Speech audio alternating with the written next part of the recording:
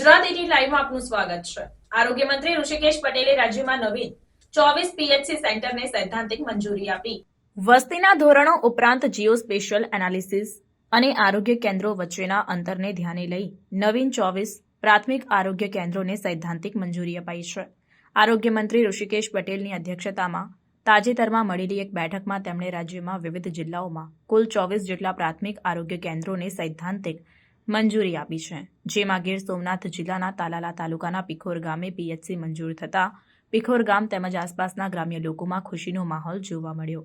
ભારતીય જનતા પાર્ટીના ગીર સોમનાથ જિલ્લાના પૂર્વ મહામંત્રી વજુભાઈ વાજા દ્વારા 2021 દરમિયાન આરોગ્ય મંત્રી ઋષિકેશભાઈ પટેલને પીખોર ગામે પીએચસી મંજૂર કરવા બાબતે રજૂઆત કરવામાં આવી હતી, જેને ધ્યાનમાં લઈ આરોગ્ય મંત્રી દ્વારા જે પીએચસી મંજૂર કરવામાં આવ્યું ત્યારે આ પીએચસી મંજૂર થતાં આજુબાજુના ગામોના લોકોમાં ખુશી વ્યાપી છે।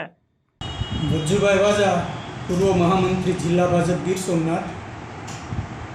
હમણાં જે ગુજરાત સરકાર દ્વારા 24 પ્રાથમિક આરોગ્ય કેન્દ્રને જે સૈદ્ધાંતિક મંજૂરી આપવામાં આવી છે, તેમાં ગીર સોમનાથ જિલ્લામાં અમારા ગામનો પીખોર ગામનો પણ સમાવેશ કરવામાં આવ્યો છે। અમારી માગણી હતી 2021માં અમે એક પત્ર લખેલો ગુજરાત સરકારના આરોગ્ય મંત્રી આદરણીય ઋષિકેશભાઈ પટેલને, અને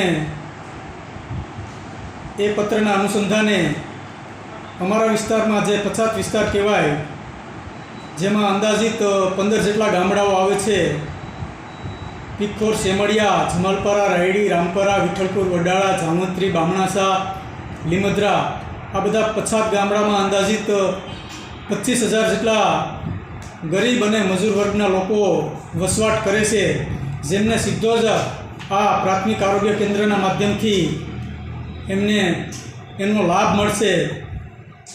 ગુજરાત સરકારનો એવો અભિગમ છે કે છેવાડાના ગામડામાં રહેતો છેવાડાના માણસને પણ ઉત્તમ પ્રકારની આરોગ્યની સુવિધા મળી રહે, આવા ઉદ્દેશ સાથે અમારા ગામની અંદર જે પ્રાથમિક આરોગ્ય કેન્દ્ર મંજૂર કરવામાં આવ્યું છે, એ બદલ હું ગુજરાત સરકારના આરોગ્ય મંત્રી આદરણીય ઋષિકેશભાઈ પટેલનો આભાર માનું છું।